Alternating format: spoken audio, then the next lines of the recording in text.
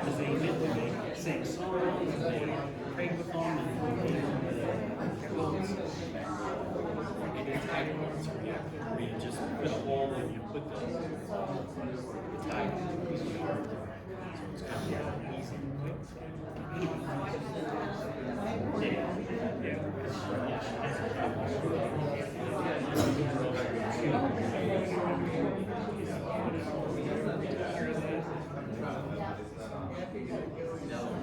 All right, you ready?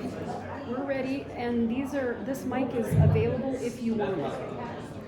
I'm a yellow. I'm a yellow too.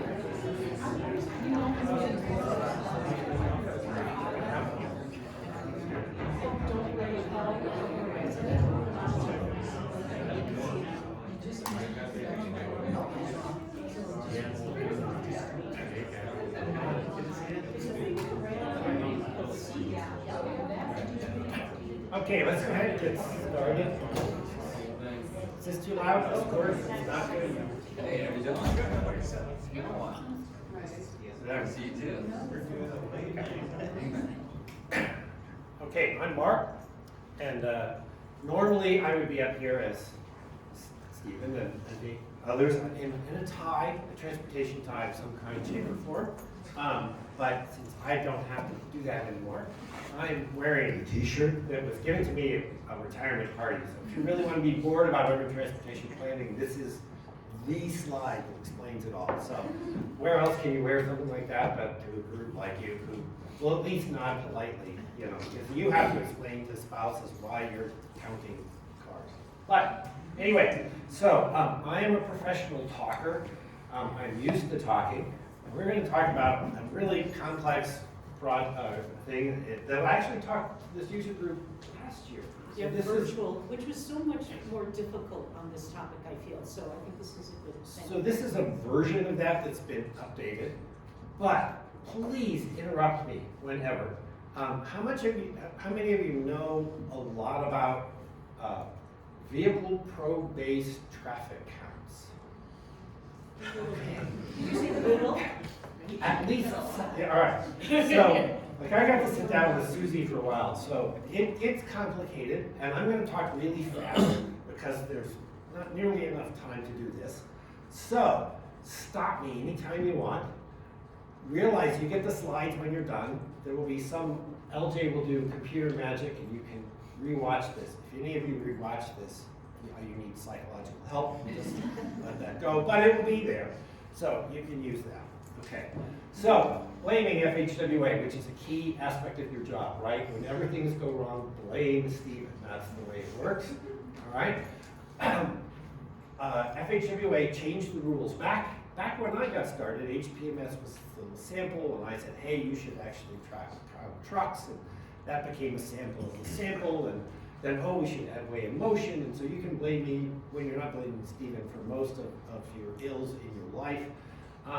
A big change was, hey, we need traffic volume estimates, not on a sample, but on everything. And that comes back to the states, and the huge question was, oh my goodness, where are we going to get traffic counts everywhere? Because we now have to submit them, and every state is different. Virginia owns all roads.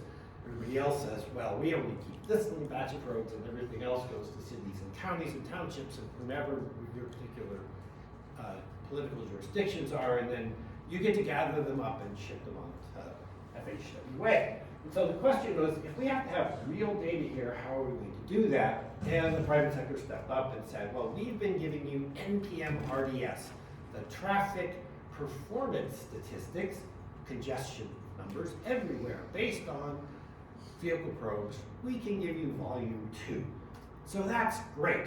So now there's a business opportunity, and if we have the opportunity to make money, absolutely, here we'll sell it to you. Good, of course it's good. Trust us. It's good. So the real question is, could we? So a wonderful little fun study was put together by Stephen, 19 states, if I remember right, and I actually have a small part of it. And so it exists out here on how good are traffic volume data from vehicle classification. And the answer is, which is the phrase, that I use in class all the time? It depends. It depends on a whole lot of things. And so I'm going to try to talk you through those things because I can't tell you it's 6, it's positive 2, it's minus 1. Right? I honestly can't tell you. I can say these are places it's going to work, these are places you're going to have issues. If you're Idaho, give it up because you've got so many mountains and so many other things going on that figuring out where your cell phone is an issue for you. And when you apply that to traffic volume, it doesn't help. Why? It's Idaho, I don't know, but it is Idaho. Kansas, Iowa, on the other hand, where the idea of a hill is, a 50-foot rise, you're going to do a lot better in many respects.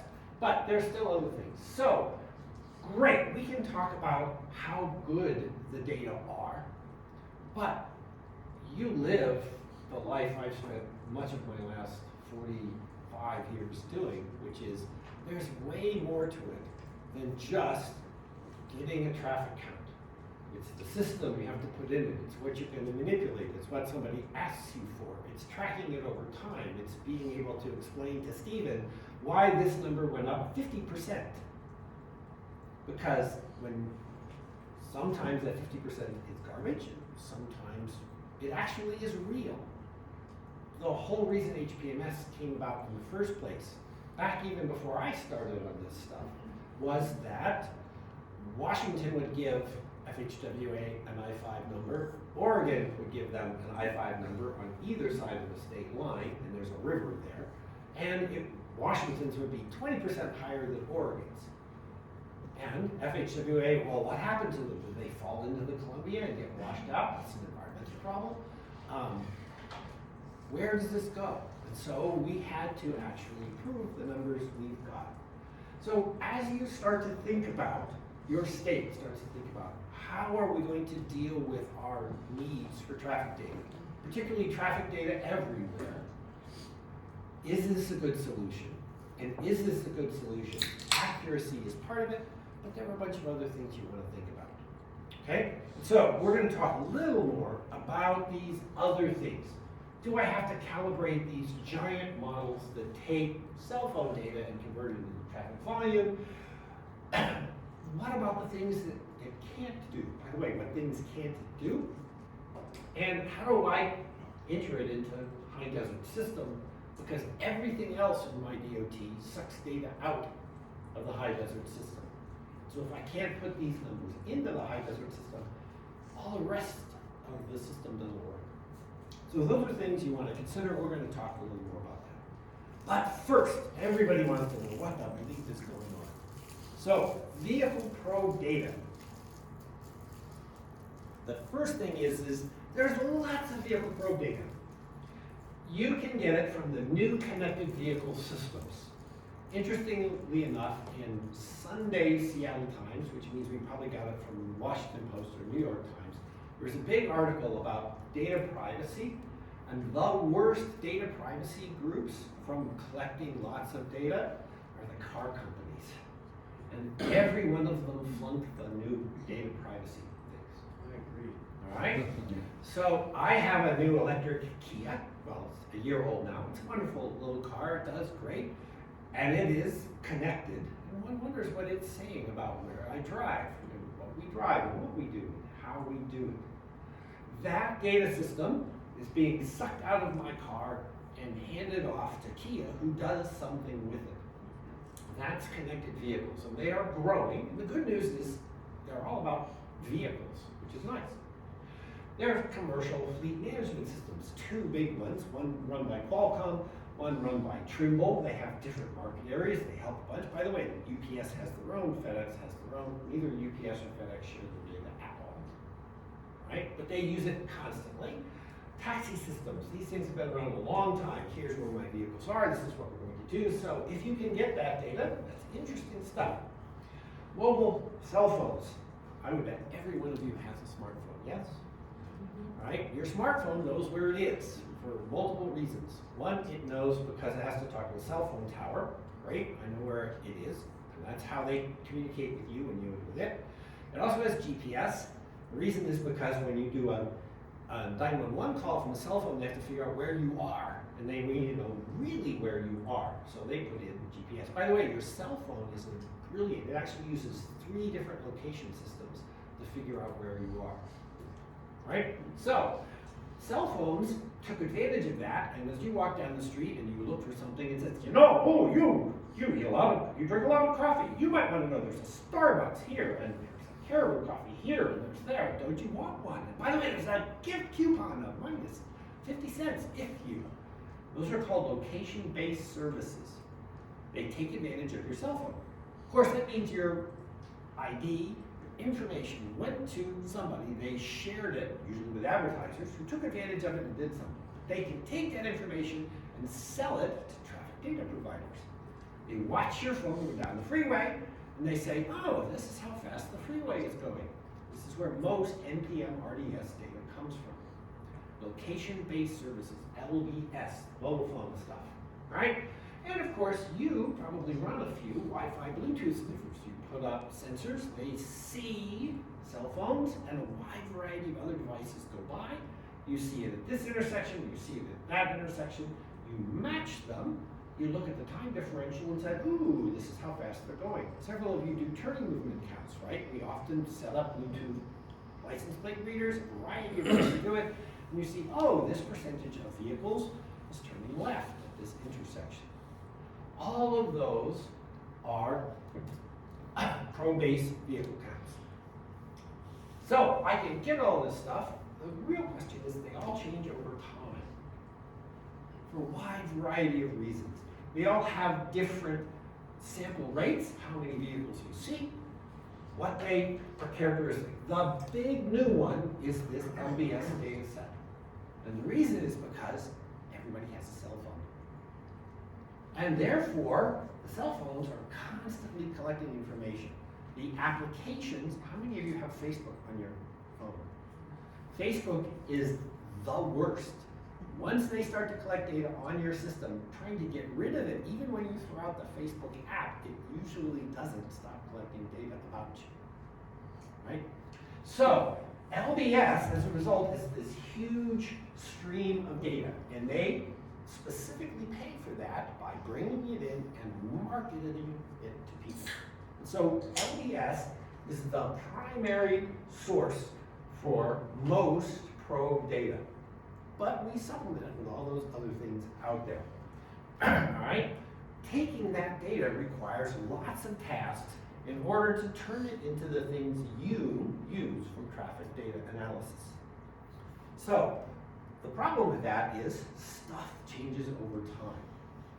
Typically, a company like Streetlight, that's one of the earliest groups into converting location-based services data into traffic products, they do many tasks, right? Great. One of the things they have to deal with is this data stream changes. So typically, Streetlight and all their competitors get about 400 different apps worth of data. But apps are private companies. They go out of business. Not enough people are using Foursquare, right? Or the privacy rules for Foursquare changes, and suddenly it's not in the 400 apps. So it gets replaced by some other app. So there's a change in what the input data set is, and if you change the input data set, the output data set changes. Two other big changes have occurred recently in location-based services. The first one is the entire European Union generated a new law on data protection called the General Data Protection Regulation, GDPR. And it basically said people are allowed to have control over their data. You guys all use the web. Have you noticed that many of the vast majority of the websites you go suddenly had this thing that said, do you accept cookies? Do you want to change your cookies that you accept? And 90% of the time you're like, I just need to know who won the game, right? And you hit the button, yes, and off you go. That exists because it allows you to remove yourself from a lot of data tracking. And it exists because the Europeans required it. And as our software friends will tell you, you never make two versions of anything, all right? So if I have to do it for Europe, the US gets it too. So GDPR suddenly allowed a whole bunch of people to say, nope, you don't get to track me. In response to that and other things, Google and Apple on their phone recently changed how much data the different applications could extract out, particularly when they weren't in operation. If you have had Google Maps or any navigation system, if you notice that while you're using that navigation system, unless your phone is plugged in, your battery goes down much quicker. The reason is it's doing a lot of work, checking where you are, reporting it so it can bring back and say to the navigation system, okay, they're almost at the intersection, now turn right. So that's a lot of communication, that's a lot of checking where you are, and it uses lots of battery. So most applications on your phone, when you are actively using it, are doing a lot of that, but when you aren't actively using it, they're still collecting data, just less often. Because if they used it all the time, your phone would be dead in an hour, and you would figure out eventually that it was the Foursquare app, and you would throw it out, and they want the data. Now, question in the back, yes? Are they still collecting it even though you shut off your location? So if you shut off your location services, they don't get any data. Unless they have been particularly nasty in how they write their code, in which case sometimes they may still, but in theory they should. In the latest versions of the application, I suspect they've been able to shut off the ways around it that evil coding people figured out. Okay, so a big thing that happened, by the way, I was in the middle of this, is data that we used to get suddenly is way sparser. So if you talk to INREX and you talk about how much data they have, they give you this huge number. And the reason is when you are actively navigating on INREX, they are pinging your phone about every second. When you are shut off, they're pinging your phone about every 15 minutes. And so sometimes you're giving them massive amounts of data for you, but that's in the data set. And there are lots of data, but not many cars. And sometimes they have a bunch of cars, each reporting infrequently. Ooh, data, it's different. So as these laws change, the background history of how much data we have changes. So what does probe data look like? It looks like this.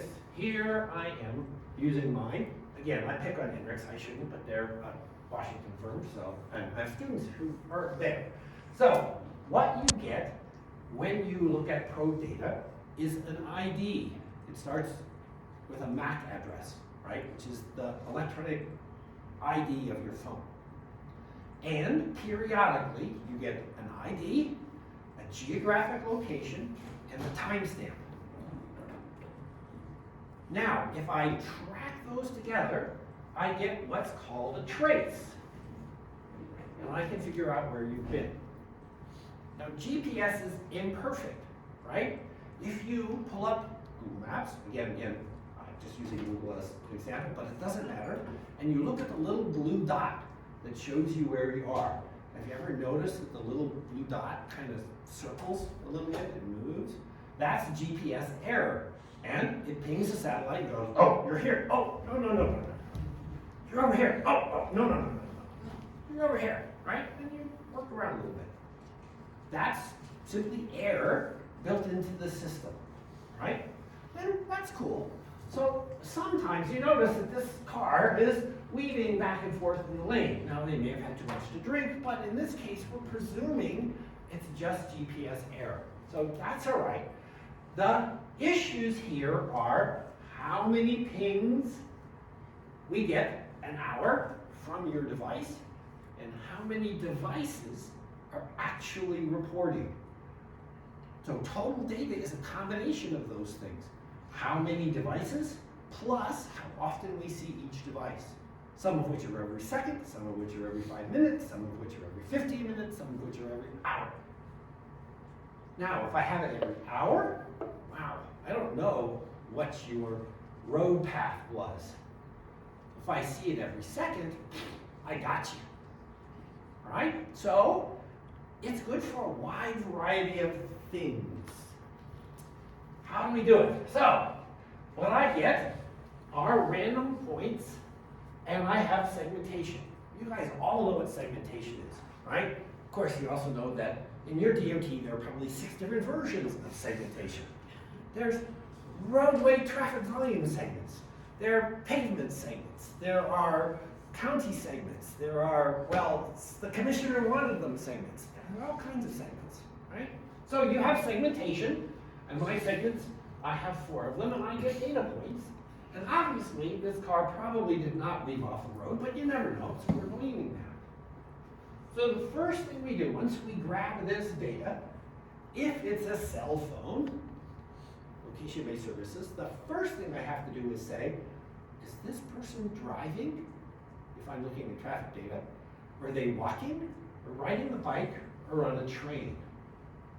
So I take the massive data, one device at a time, and I follow it, and I say, mode split. They're sitting, eating somewhere. I see them constantly. They forgot to turn off their application. It's still running a lot. They haven't moved. They're not going anywhere. I ignore it. Oh, they started to move. They walked down Palace. Great. They're going very slowly. All right, so I'm going to ignore that. I'm going to remove that data before I do traffic statistics. Oh, now they're moving quickly.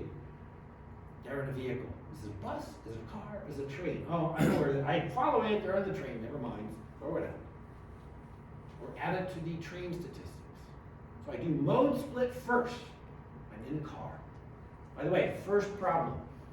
If you are in a major city and you work downtown, you drive to a park and ride, you get off, you get on a bus, which is on a freeway, get off and you walk downtown.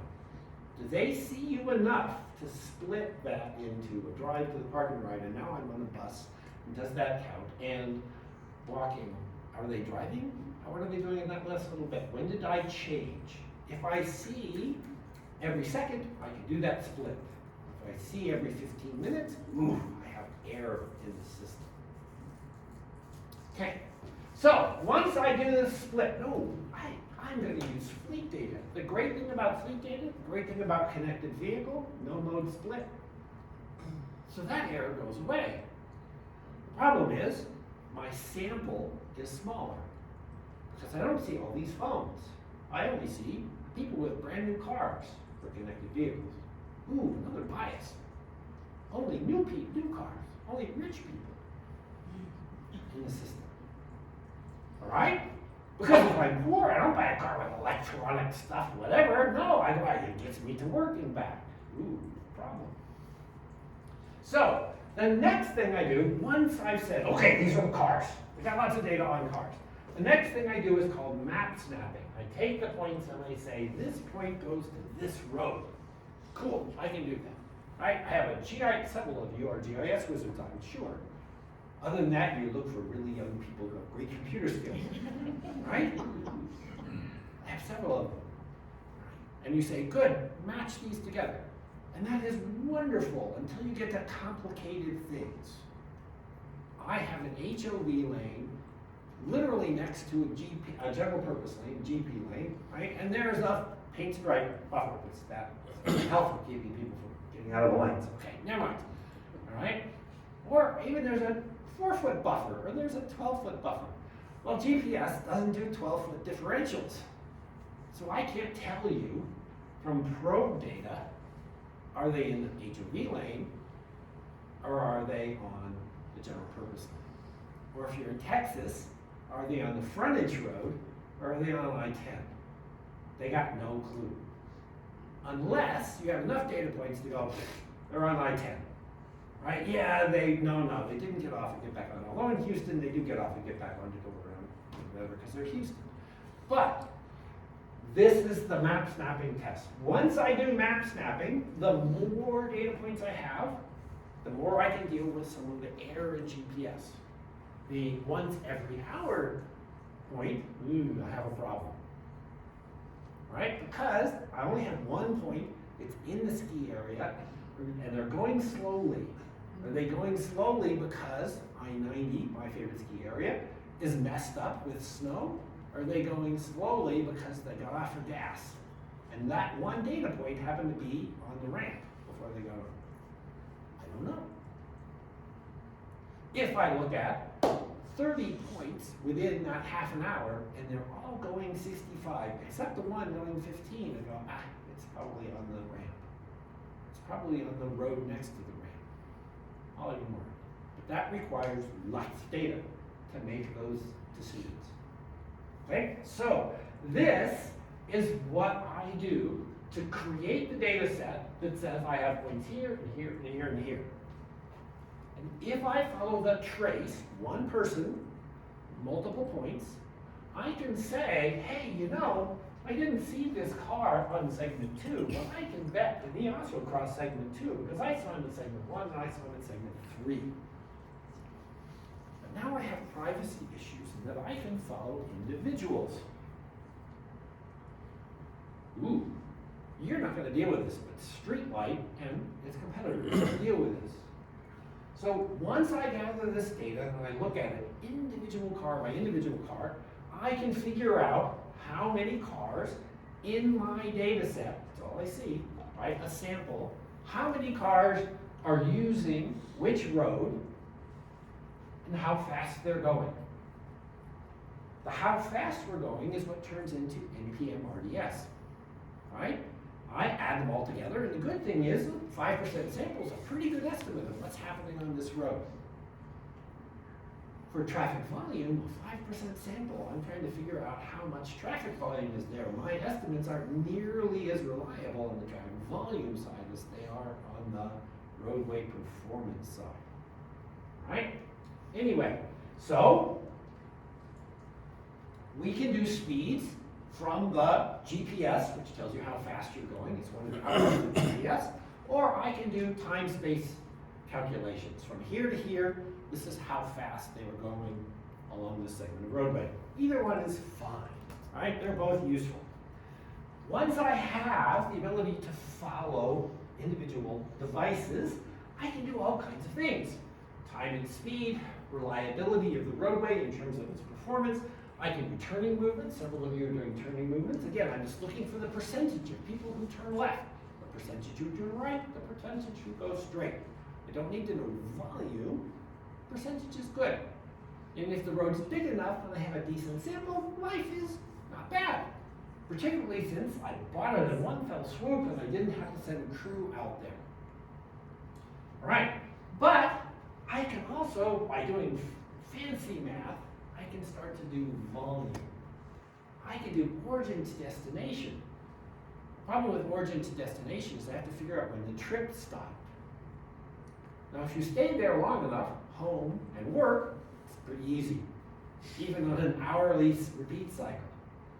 But if you're trying to do heavy duty, we have one modeler I heard, if we're trying to do heavy duty modeling, from trip chaining from your car to the bus to walking, whatever, if you don't have high frequency pings, you don't get to say, oh, this is where they change modes. You're like, what happened? I don't know, right?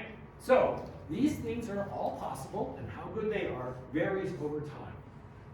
So when you start to use these traces, and you look at where they go, you can start to do other things. You can say equity. Well, I know where people are moving from this data.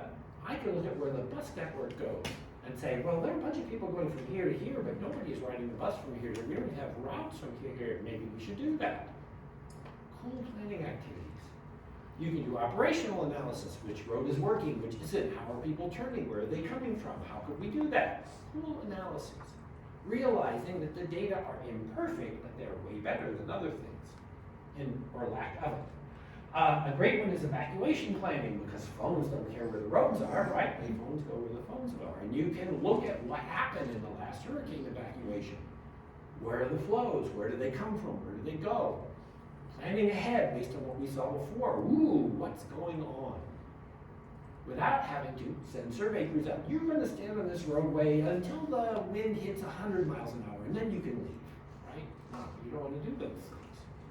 But we have data. So, Quick question on the evacuation planning, because I know a lot of ITS operations, they're looking at real-time data.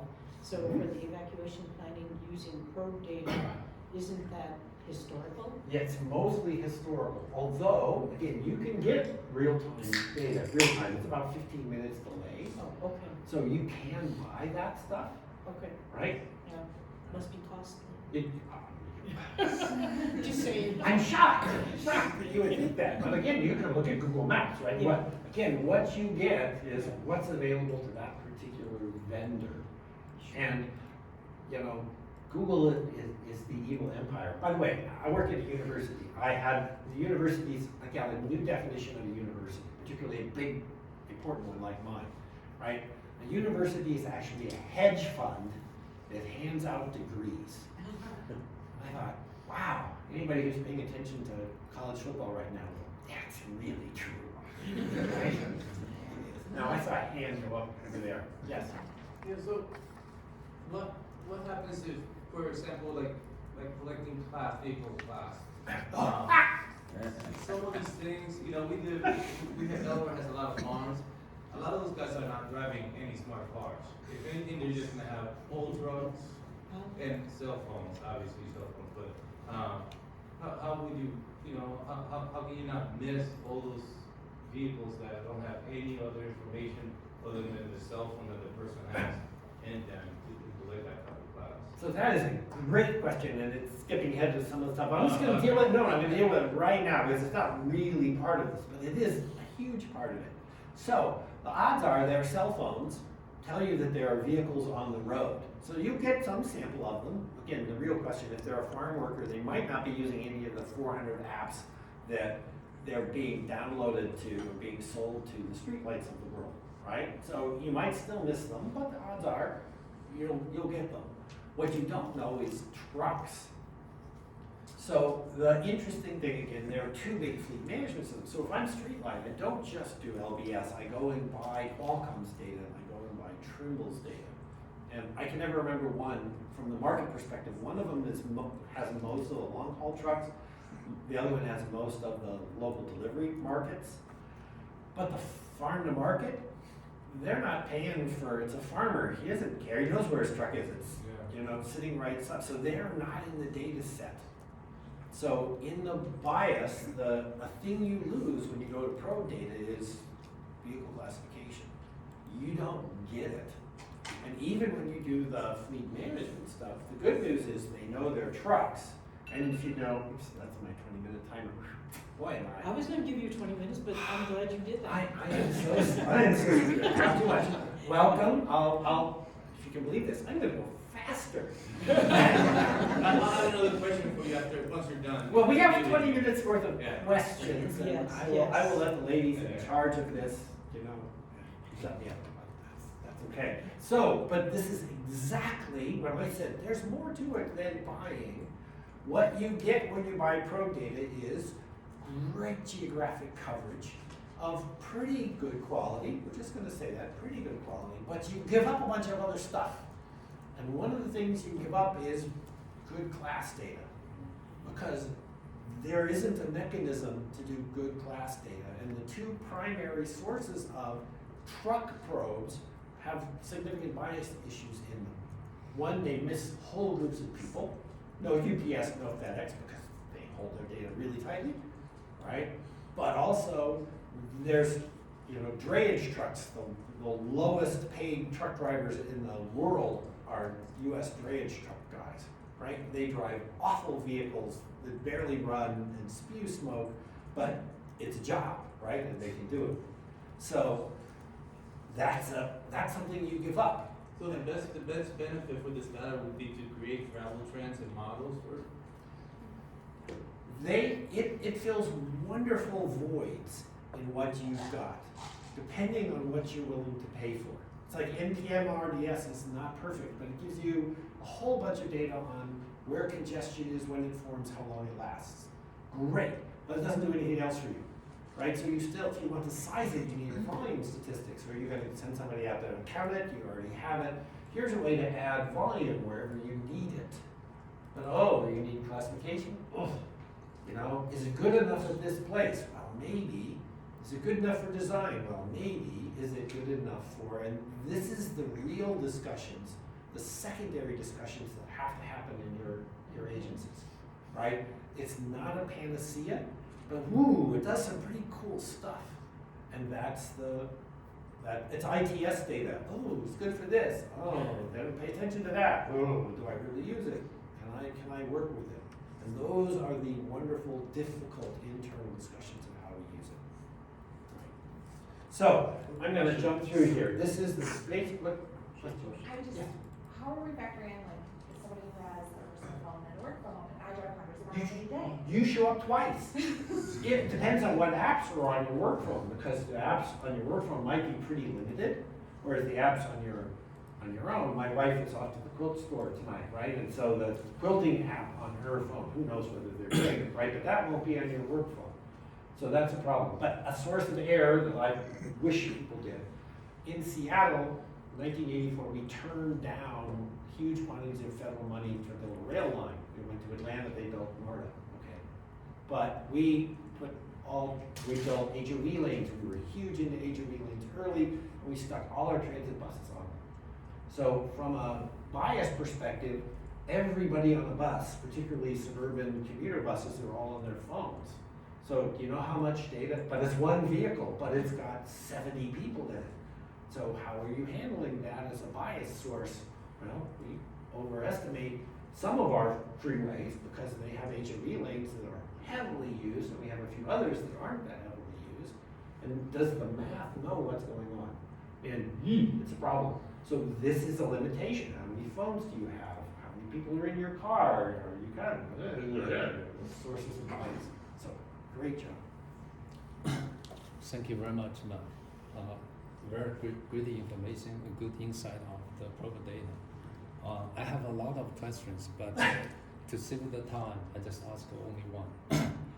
I think the key here is we want to convert the data points from the probe data to the volume. And, Yes. And for example, we have a lot of the same locations at the same times. Yes. How do we group them together to derive the? You'll see this. Oh, okay. To derive they're sitting the same cars, so we understand the occupancy factors. Yes. And the answer is magic. I hate to say that, but it's true. So we're going to get to that in just a second. So keys, this is a really important thing that I wanted to tell you. What's our real penetration rate? Phones versus volume. And it's not just phones, it's phones that are reporting in the 400 apps that build location-based services. And the answer is somewhere between 2 and 3%. And this matters in that when you're on I-5, I-10, I-95, I-75, pick your I, right? We got you covered. We have a big enough data set that our math works really well. When you get down to local roads, there's 500 ADT, there's 1,000 ADT. You're talking 20 vehicles. And today you got 20, and tomorrow you get 25, and that's a 25% change for no reason at all, other than the fish are biting today, or the, whatever. It's this time. This field is getting, it's time to water that field or do whatever. And you get a bunch of people. And therefore, the errors at the low end of the volume scale are big percentage-wise because the numbers are small. So that size differential is a huge issue, and it shows up in this process. All right? How good data is. When you have high trace values, purple dots do really well. When they have low numbers, blue dots, you become way less accurate. And volume of the road plays a part.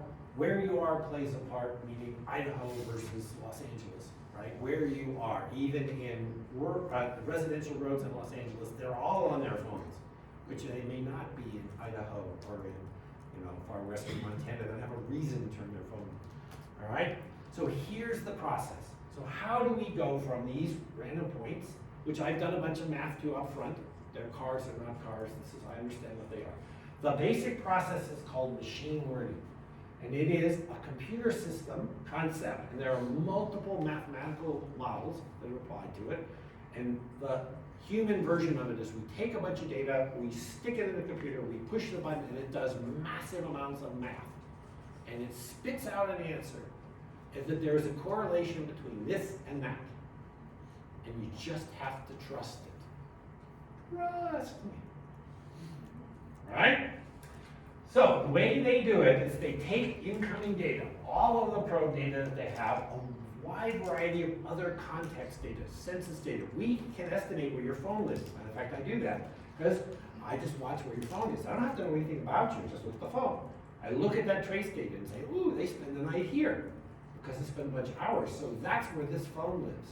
And therefore, it's associated with the census tract. This census tract has 5,000 people in it, 10,000 people in it, and therefore I have 6 phones that live there. These 6 phones represent that census tract. And I can do expansion. So this vehicle equals times 200, times 5, times whatever. It can look at characteristics of those census tracts. It can look at the characteristics of the economics. It can look at weather. It can look at all kinds of input data. That's other context variables. So you take these context variables, you take the probe data, you take ground truth.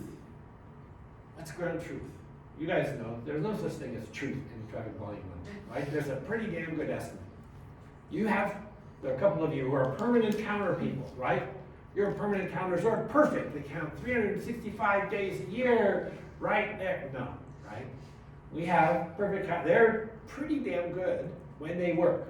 And they break, and the question is, when it broke, how often did it, how long did it take you to get there? And you say, I only had staff, I only had money, they would be, whatever. In California at one time on their urban freeway system, they had 28% of their permanent ITS counters functioning, right? So, the permanent counters are your source of truth, and they are at a particular location. So we take all of that data and we split it into 2 pieces.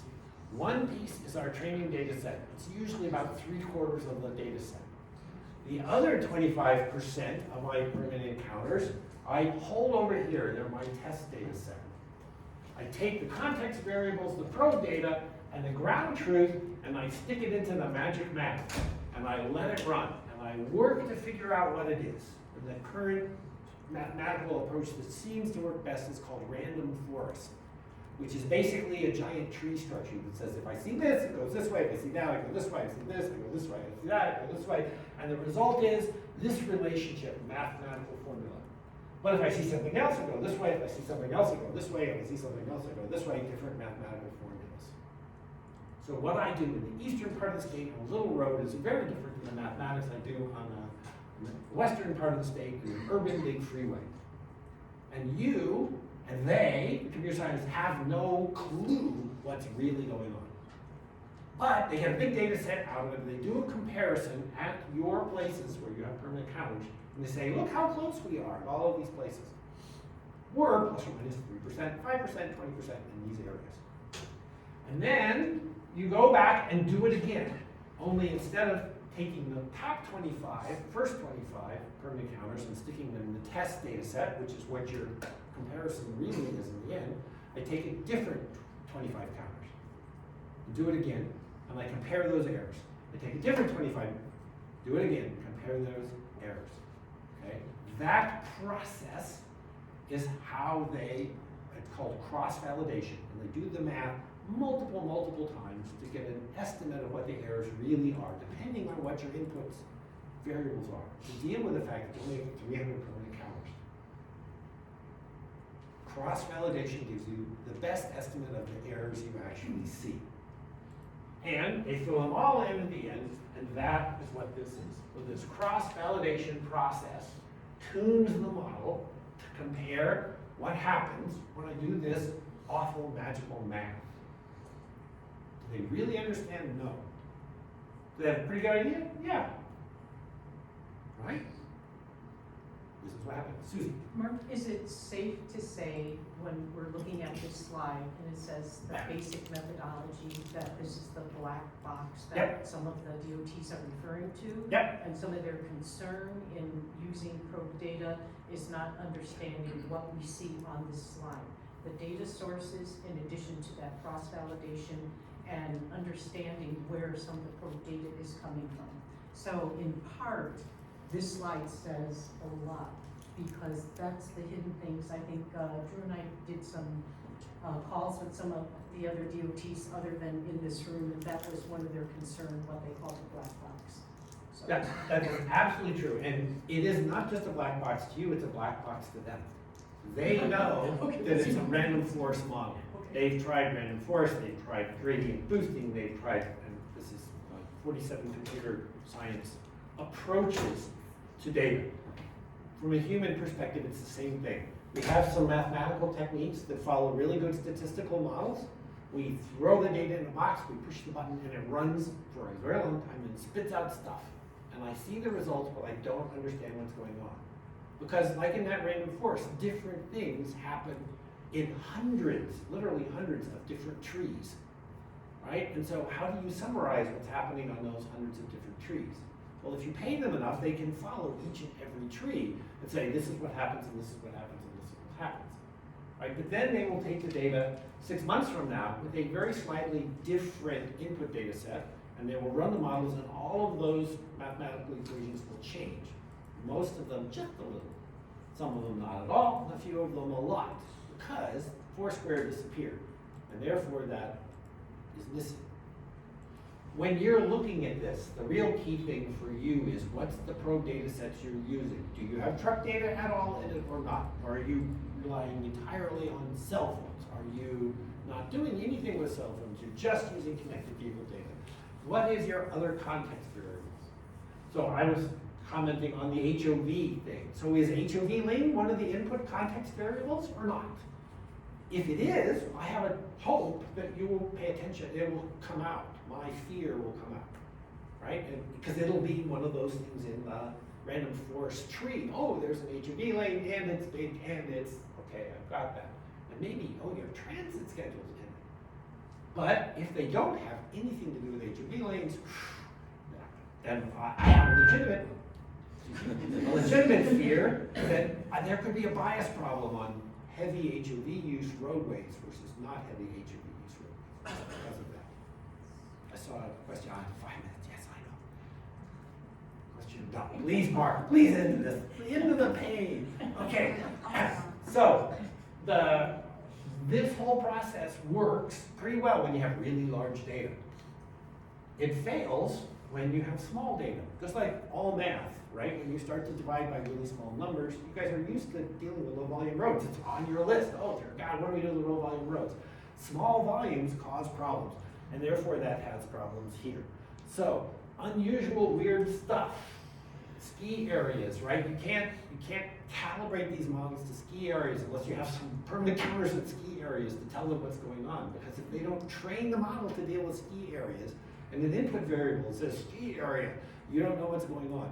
And the models will have problems because the inputs can't train the outputs if you don't have them in the model. All right? So those things are important. Wow, 5 minutes. I am so in deep trouble. We can slide and give you a little more. Well, it's up to you. So, permanent counters. When people say, hey, we can throw out our short counts. Well, maybe not, because you're going to have to do classification counts, because you don't got any. Permanent counters, we can get rid of our count program. Well, you sure can't get rid of the permanent counters, because that's what they train this stuff on. So if anything, you're going to expand the number of permanent counters to improve the validity of the volume that's coming out here. All right? Because if you screw up the early calibration, it goes across your entire state. All right, so, by the way, your short count data expanded has tons of errors in it. This cheat slide says, when we do errors of our factor process, we always report the standard error, which is how close we are to the known mean. When you apply that to any one short count, that short count, oh, I did this as a brilliant slide, of course it failed. Your short counts show up in the distribution. So the factor for that factor group is 1.3, right? But this one really ought to be 1.36 because it's high volume, and that one really ought to be 1.24. And when you do the permanent counters to calculate your factors, the mean is the mean. But if I apply that to that location, the error isn't how good you got the mean. This is the error, all right? So your short counts are imperfect. So that's why we try not to use short counts when we calibrate the model, because then we're building in those errors into the model which has its own errors. When you look at the errors they get, they tend to follow the 45-degree line. They have all kinds of funky errors that show up. So on average, their estimates are pretty darn good. So statewide VMT, you're going to be great, even when the errors can seem pretty big. And they're good because sometimes you're high and sometimes you're low, and when you add up statewide VMT, they cancel. When you do the design at that spot, being high or low matters. But your data are imperfect, their data are imperfect, you're comparing imperfect data sets. So don't get too uppity that your data is better than theirs. You're all data people. You all stood there and argued, my counter's better than your counter, right? Yeah, it happens. So remember that you're dealing with, is it good enough? This is my concern about low volume numbers. It's under 500.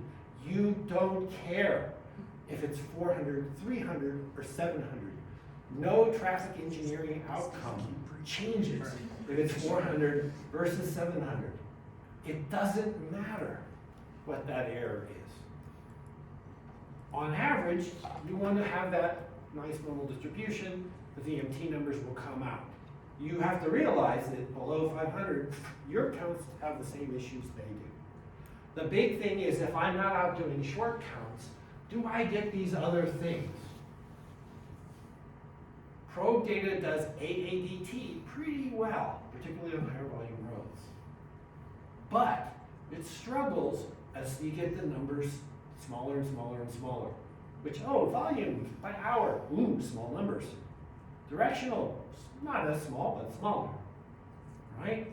Those kinds of things start to cause issues. And so in these reports, monthly traffic is not nearly as good as annual traffic because I'm working with a 1/12 of the data set, right? So issues start to come up. National models. If I'm building a national model, that's great, but I have Florida data and Maine data in it. Do I have enough context to sort out the two to understand what the trends really are? Because seasonality is sure way different. So that call comes into the input. The numbers are relatively big. In some cases, you get really big scatter. In some cases, you get really small scatter. You can do fancy things like what happened when the bridge went out, which we have a lot of as we have more floods and the bridges go, right? You can see those kinds of trends, and the trends are good. Accuracy, plus or minus, you don't care, right? But they capture the big things. They're good at that. So all of these tables, by the way, you can look at as you go into it. There is a checklist. Again, thank you, Stephen. You did a great job on the RFP in the first place. There is a checklist in the FHWA document that will talk you through the things as an agency you should think about before you go buy this stuff, right? I can't answer buy these guys or buy those guys. It all depends on what price point they give you. It depends on how they're going to interact with you. There are things like, by the way, how are they going to deliver these data to you? What's the network? Are you going to give them a bunch of points and they're going to tell you volume by point? That's the easiest. It looks a lot like your short count data. But High Desert's got to figure out how to pull in ADTs without doing any of the rest of this stuff, right? That you're used to doing. But they might give you an entire map. Which GIS system are they using the map for? Are they giving it to you in OpenStreetMap? Are they giving it to you in the traffic messaging channel, which is what most navigation systems use? Are they giving it to you in Arnold? So those things might change the actual price of the work you have to do to adopt it. As is, do we get this? Do we have volume? Are we supposed to do classification counts? How much is this really going to save us as we do our work? So there are lots of questions in here. I don't have time to talk through them. That's how the case. Be aware of discontinuities. You already know, and that's this year to next year to next year, because again, they're working off samples and they're already doing a lot of other things. I'm going to go to 9:36. Sorry. Okay. Trends are going to matter. In TMAS and at FHWA, when you ship in your HPMS data, one of the things they do is sanity checks. And they turn around and say, whoa, You used to say there were 10,000 vehicles a day on this, and now you just sent us 25,000. That doesn't look right. Are you sure about that? Right? And it comes back to you in the report, and you go, yeah, well, they opened this new freeway over here, and there's 2 more lanes there, and yeah, 25, we're good. And Stephen goes, thanks for checking. Or you go, oops, somebody, coded that wrong. That really, there was a 3 there, not a 4, marked in the fat finger typing. Right? Those things happen. You have to do that here too, because you're going to get a data set that in many ways is completely unrelated to the next data set they give you, because the inputs changed and all those funky math equations in the black box changed, and for whatever reason, you get a really different number. And you don't know which number is correct unless you do your own ground truth check. How many of those? I don't know. Depends on the state, depends on what happened from one to the other. But be aware that if you use probe data for this, you're going to see the occasional random weird thing. And you have to become Stephen and say, oh, we saw that. We have to check it. What are we going to do about it? It could be correct. The new one might be right. The old one might be right. It might be somewhere in the middle. How do I figure that out? Do I have a budget for that? So those are Ask things. a question on that, Sure. and actually it's directed towards Stephen, so just what Mark had said, if states are using probe data and they're submitting probe data, I recall in one of our HPMS meetings at TRB, that they were saying if a state is submitting the data, they are responsible for the data they submit.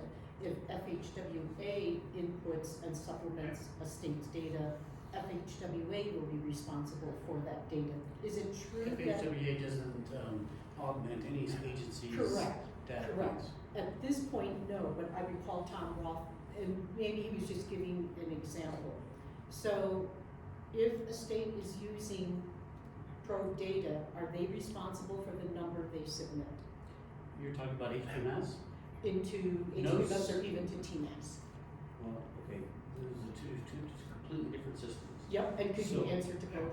Okay, so no state is permitted to submit probe-based data in HPMS other than Minnesota in the United States. How come it's Top done? They have I a, have the national It's a permission. shall, in the field manual, that agencies shall put their data method that they're going to be using, make sure the probe-based data meets accuracy standards before they submit it in HPMS. And Minnesota's the only state that's done that so far? Correct. they have a contract. Montana is actively working on that. We're working with, And that's just for HPMS submittal. that's for HPMS, that's why I asked that question.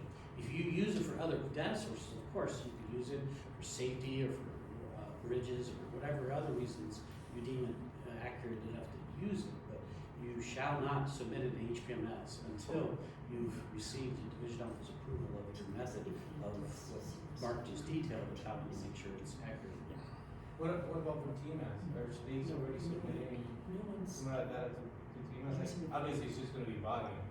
I'm not aware of any data that we're receiving in the TMS that's from probe-based data sources. But if an agency is doing it, they could, I suppose. They just haven't Totally. yeah. Is there a code in the station file for probe data? For TMAS, Well, for the TMS input, like TMS, that's right. no, we don't have one in there for probe-based data to be sent into TMAS. You have to put an other in. Correct. But you could put it in, there's a way that we could work and track it. If an agency had probe-based data and they wanted to submit it, we would definitely want to make sure that's the case, because nationally, the 6,000 plus sites that have received in 24/7 data in the TMAS every month, it's getting used all over the place, so it would be very good for us to know if there's probe-based data versus Are actual. there any states that are trying to do that right now? Go I'm through not aware of studies? it. Okay, we're gonna let Mark try to wrap up. So- I'm just gonna say there are a whole bunch of questions in here. You can get documents on these things. A key aspect when you choose is how are you gonna test the quality of the data you're gonna buy, right? And there are multiple options to do that. Again, I don't have time to deal with that. And then truly understand what data you're getting. This is something you should be, you can't really just put in the RFP. It includes, talk to me about what your inputs are, talk to me about what your own constraints are that you need to do before you actually choose this vendor over that vendor. The good news, people are going to talk about privacy. You don't have to worry about privacy if you're buying it, because all the private stuff is on the other side of the fence. We talked about market uncertainty. The last two slides I'm going to do are huge resources.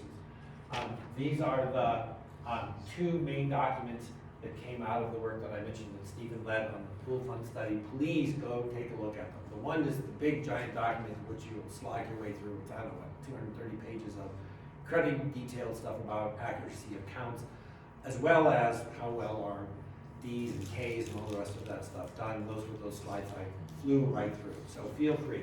The guidelines I helped write, I feel really proud of. They don't answer them, but they will give you the questions that you really should think about before you actually buy something. Before you go on, can you please go back one slide? Sure. So this is 2 reports on this pool fund. There's 3 more that he didn't mention, and that is NREL, National Renewable Energy Labs, Patel, and TTI through Cambridge Systematics also did analysis. The first report was done by the vendor itself. We don't trust that because they have a vested interest in their data passing, sorry. But so we had independent, and those are what if I were using it from your perspective, I would rely upon that. It's not as detailed as what Streetlight did in the first one, and we're revising the second guidelines right now. So just like that. Cool, great. And the last thing I will say is, because I'm working on this right now, there's a new e-circular coming out from TRB, the 2024 Travel Monitoring Circular, and Chapter 11 is a short version of probe data. So it's in draft format, and my responses and everybody else's responses to the comments are due on Friday. This coming Friday. So meaning it'll take 3 years before it's published, but realize it's coming out shortly. And at that, I will Turn it stop, over, simply back to and you Mark guys. is gonna stay here You're too, because we're still gonna here. do Right. some things. Just sort of a recap and like why this should be of interest to folks in the room. And having been in your shoes, I think the first thing when I heard about the probe data actually sort of that resonated with me was about forecasting and trend analysis, because in your shoes a lot of folks are asking you, hey, what was last year, why the change? We get it from above, we get it from the public, we get it from FHWA. And as some of the data sources that are used for probe data, the LBS, the 400, then the new introduction of the European legislation, there are a lot of changes. And it's just understanding that you need to be able to communicate to your leadership about what you do, why you continue to do the CCS, why short-term, as Mark sort of put it, is our ground truth in field data collection, but there is some bias in that also. So there's so much that I don't know how many years I was going to TRB, and it's been like a decade that we've been hearing about passive data and that data collection. So that was one thing I wanted to mention as I was listening to Mark. It's really, his introduction is to give you that foundation, because underneath the covers, not just for that basic methodology, there is so many variables that he was talking about that helps you to better understand probe data. And probe data is here. When we talked to some of the DOTs, a lot of them were using it for O&D and then for traffic monitoring or traffic performance, or I can't even remember it myself. So this gives you some background on that. And then again, on the final reports, thank you, Stephen, I did make a mention of that too. I tried to read the final reports, and there's like 4 of them out there. I went to the site, there's 5 now, but I went to the site and I just don't have that strong mathematical background, and some of you in the room may have, but when I started reading them, I started getting lost. It was like, it's really deep, it's really complicated, it's really cool for the people who can understand it, but it was more difficult for me to understand. So listening to Mark, Drew and I met with him a couple of times, we've talked to him on the phone a couple of times, and I still feel like I'm just at the beginning of understanding some of this. So that's why we did this session again, to help build that basic foundation for you. And again, I think the other notation I made was about forecasting, about doing trend analysis, because when you introduce that data, and if you're looking at it, and Stephen was right, Minnesota is the only one that has a contract right now to look at probe data, and I've talked to Christy a couple of times. Complicated.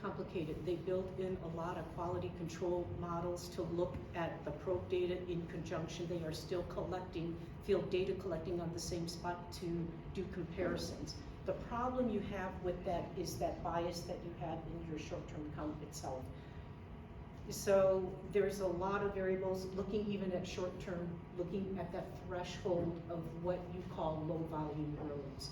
And Mark gave maybe 500 as a number, that's a possibility. So pull together some slides. Thank you, Drew, for putting out a survey to the users. One of the questions that some of you responded to had to do with passive data, and then Drew took the rest, but I said, hey, can you throw one in there? And this is sort of the results. Majority of it is 9 responses, I think, that gave it, and I'm gonna see if I can, oh, yeah, here we go. All right, so the survey question was, what are your thoughts on passive data? If you are using passive data, what are the pros and cons? And if you aren't using passive data, what was the biggest drawback for not using it? And just wanted to share those results with you. And so if any of you in the room have anything you want to add, we didn't capture it by state. It's just a summary of the responses. And then Mark, if you could respond to them, because I don't feel I'm able to. So the 9 responses sort of yielded this percentage. 11% not interested, and we can sort of guess some of the states that may not be interested. Idaho would be one not interested, because when you start looking at the geographic,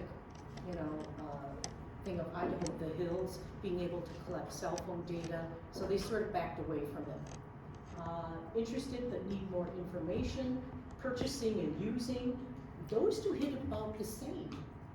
So we're looking at probably 4 states who are using and have purchased the data already.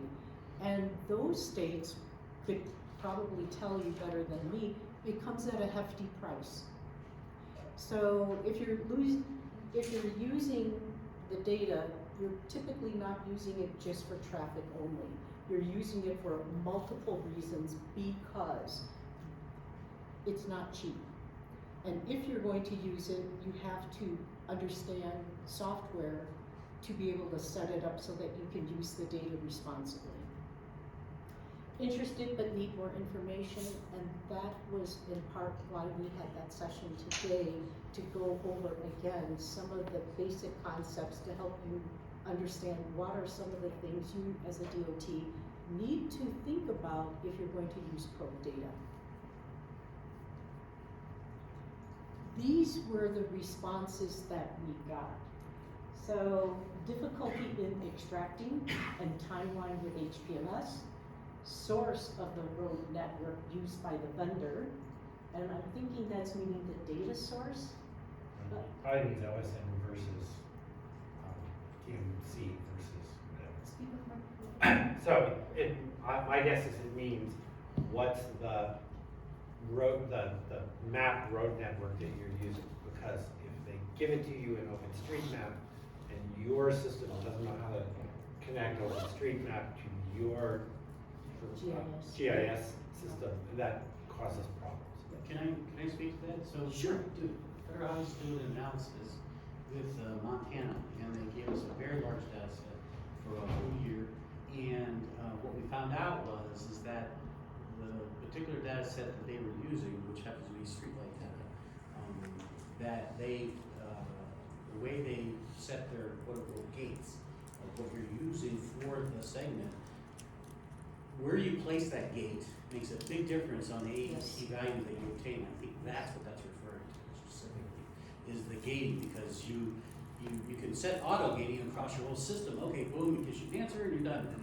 But is it accurate? And what they found is, and we did the analysis, we found some that had very large amount of error. So they went back and looked at all these problem trials, there's about 20 of them, and they found out that the gating that they had set up was really wrong, and it unfairly, biased the vendor to produce an ADT value that wasn't reflective of that segment. And so they had to fix the gating in order for us to do the analysis. So one of the things that Stephen is referencing is setting up the gates. And setting up the gates, as we talked to some users who were not necessarily a high desert user, is that setting up the gates is very important. So it isn't just out of the box, hey, I want to use probe data. There's that front end work that you have to work through to try to understand those issues. That is, again, as Stephen mentioned, creating some of the biases. You guys want to explain what a gate is? I don't think I'm good to explain a gate. So if you think about, so you have a roadway segment and you have a polygon. So let me draw a picture. I think a picture of 1,000 words. In my mind, as Stephen is getting up to go to the flipboard, a gate is determining your begin and end point for where you're establishing, quote, what we look at as our segmentation. It's just that they can create different begin and end points to establish that gate to collect data. So let's say your segmentation is like this for this road, okay? So you have segment 1 and segment 2 here, right? And you have an ADT here that you are wanting to see, okay, Mr. Vendor or Mrs. Vendor, what is your ADT for this segment? Well, okay, so when you set up your gating that you have for your road, for your, that the vendor's gonna give to you, I'm just gonna put it in here on green. Hopefully green's not a color that, for people who are colorblind, but I'll just do this. So let's say you set up your gating like this, right? That's what it did. Okay, great, you have this gating. And so now it's gonna try and figure out what that is, but let's say you have a secondary road that comes off of here that has values in here that goes like that. Well, now you've included parts of that in that gate, okay? And so you have to be careful on where the gate is and where the ending points are and how, and you can literally have other roads that are in here when you set up this with it giving you an ADT value from your vendor. So your vendor may include aspects of this to this by mistake in this analysis for what the ADT is for that gate, for that section of road. And it's not easy to do. So, yes? I would say, I think the other consideration is also like we have a light rail. I know what our gate is catching a light rail, so our numbers shine straight up. So there's all kinds of modes, whether it's a bike trail, if you think about a road, and I know Mark couldn't go into this, but he probably wanted to, is let's say you got a road and you're traveling at 15 miles per hour, but you got a bike that's going to 15 miles per hour on a parallel trail, they're gonna look exactly the same. How do they separate that? That's part of this is what takes place. And so if this was not necessarily a road, but let's say this was a trail, all of a sudden you got these volumes in here. It's an example, okay? So this is part of what's going on, okay? And so the gating that you set up the boundaries for what you consider your segment, you have your segments, you're doing really well. But where the vendor supplies you the information for isn't always defined by that. It'd be great if you could take your segments and give to the vendor and say, vendor, here's all of our segments. Give us the values back. That to me would seem to be the right answer. Have them, do that. Maybe that's too costly, I don't know. Does that make sense?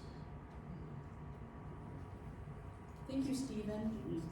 Okay, so just to continue on, assigning HPMS metadata, transparency with the vendor, agreement on what is, I think it's statistically valid. That was me doing statistically. Okay, so another response we got was some of the good things is that we can get data on any roadway, but a negative is that it can be inaccurate in certain locations.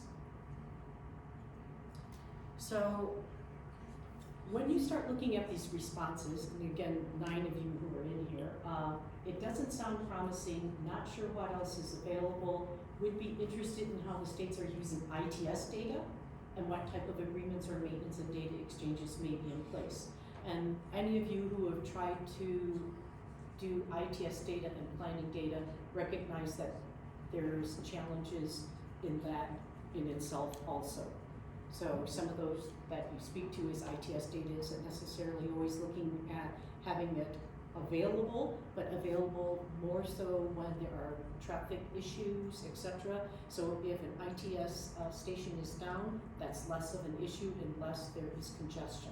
So ITS more for congestion management, planning data more for planning.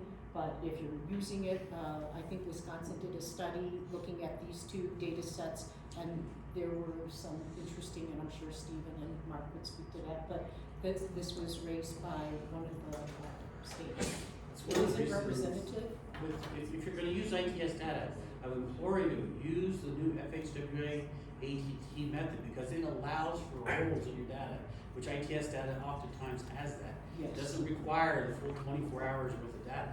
You can have a couple 5-minute segments here, here, and here, and it can still calculate a very accurate MEDT and AEDT value for you. So if you're going to use that, there is in the new guidance that we're coming out, which the TAC has just reviewed, and we're going to be revising and putting on the website. We list a bunch of different pro-based data sources that are there and what they're using for their data. So that's going to be available. If anybody wants that list now, I'm happy to provide to you. It's just draft. And there was a recent study in North Carolina that NREL did where they studied 4 different competing vendors together. And those results NREL just produced. Okay, it is a representative of rural and low volume road areas, and Mark touched on that a little bit, on those very low volumes. It's expensive, and we know that, and I don't know, we did a couple of asks of some of the DOTs who were using it, and it's a pretty hefty price, but we couldn't see a consistent offering, and we were talking to folks who were using the data, which was through Streetlight. So it can vary, and when I say expensive, I'm trying to think, think of $1 million in your head. It can go anywhere from $600,000-$700,000 for a data set, and you're limited to its use. But we were finding that some of the contracts varied, I think, as its use was starting to ramp up. It's not as accurate as it should be in providing AADTs. Again, I think when you were listening to Mark, there are a lot of variables that come into play, and you have to really look at it. Some of the states, and I know Idaho is one, isn't using it because of the mountains. It's really hard to get that cell phone data. It may be better, but it also can be worse with legislation blocking what they are allowed to report on. I have a quick question. Yeah. It's a recurring expense. Yes. When you purchase. Correct. Typically what we've seen, and I don't know, we haven't done a follow-up on that, that's a good point, Catherine. Usually it's a static, we're gonna let you have access to this data for a certain amount of time, and then whether or not you purchase it as a historical and use that, that could be an issue. And what we were finding is it's different with each of the states and their contract. And when I say different, I've only talked to 2 or 3 who were using it and had access to it, and not all of them were high desert states, but that was part of their concern, the cost of it. But in addition to the cost, it was looking at what was changing underneath the cover, what they called the black box. So when Mark was talking about the library, what was it, LBS? Yeah, Customer Services. Yep. That changes, and it is a black box, and you won't know what those changes are.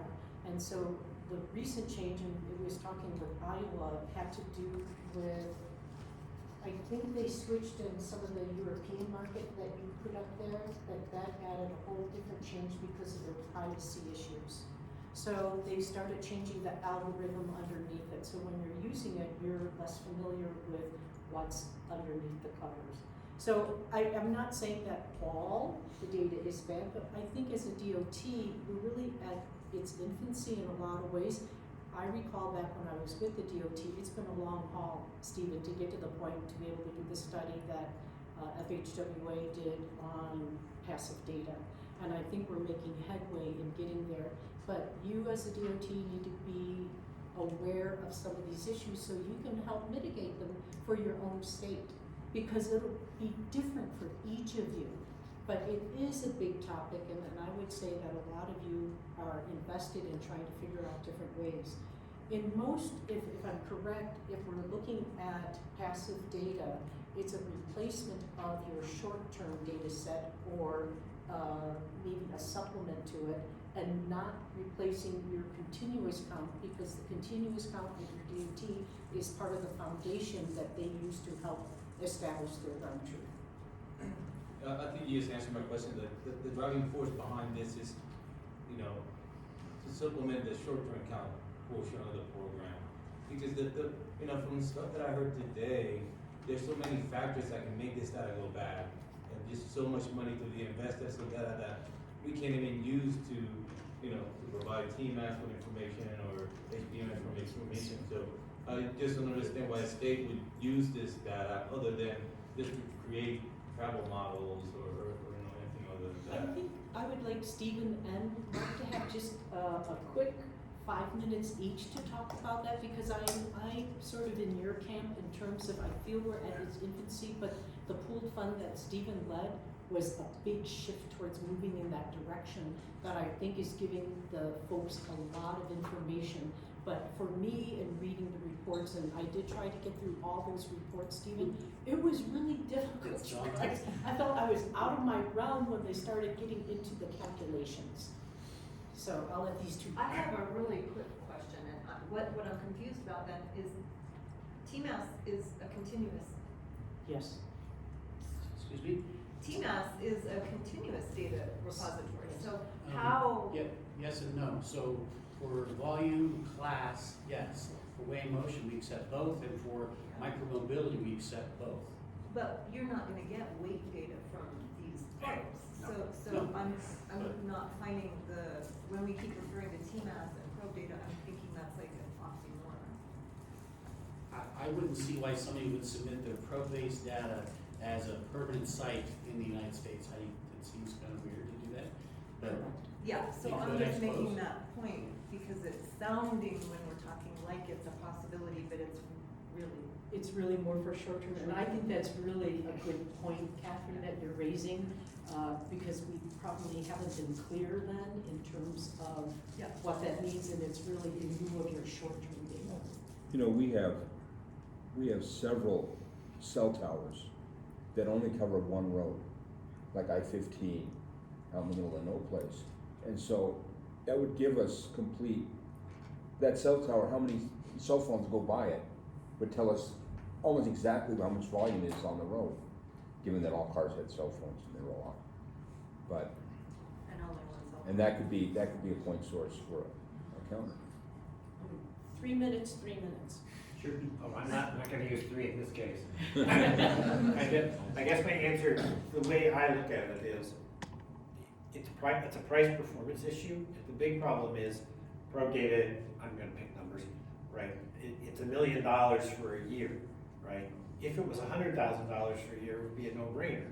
But it's $1 million for a year, right? And then the question is, if it is a replacement for 70% of your short duration count program, at $100,000, it's a no-brainer. At $1 million, if you're California, you might say, I'll take it, right? But on the computer side, it's just CPU time once you do the early work. So if you do the early work, then the pricing changes. So the price model of they have to buy the data, they have to build the models, they have to do all of this stuff. Once that's done, then they're looking at how do I generate enough money to do this. So their business approach, you have to match your business approach to it, which is how much short duration count can I get rid of? What does that save me? And by the way, that could be a dollar amount, but that could be, I got no staff. Because I have no staff, I can't get anybody to go place counters. I'm doing this not from a money savings, but from a staffing perspective. So you really have to look at it as a business process, but you don't get rid of the entire short count program. The question is, how much of the short count program goes away?